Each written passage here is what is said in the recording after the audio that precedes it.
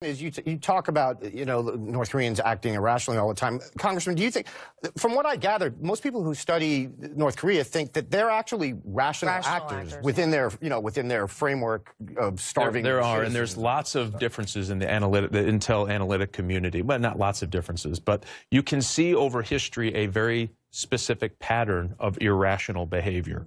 They rattled their saber. Right. They actually threaten more than they maybe even could deliver until recently. They get into conversations. They get something for it. They continue down the same path. And they've done that over and over. But so in their minds, if they keep getting something? Well, that's the argument. It's rational. Here's where people are starting to say, maybe not. You have someone who sent an agent of North Korea to a third country to or VX gas on someone's face to assassinate them. The Malaysian the Malaysian assassination of his cousin or stepbrother, excuse me.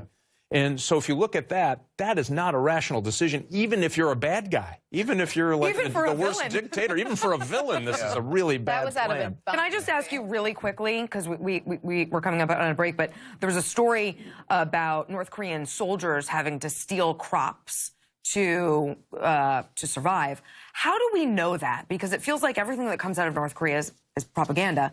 How do we know that? Is it true, or do they want us to think something? They call North Korea a hard target in the intelligence business, meaning it's really hard to get people to cooperate, to talk to you and stay in place.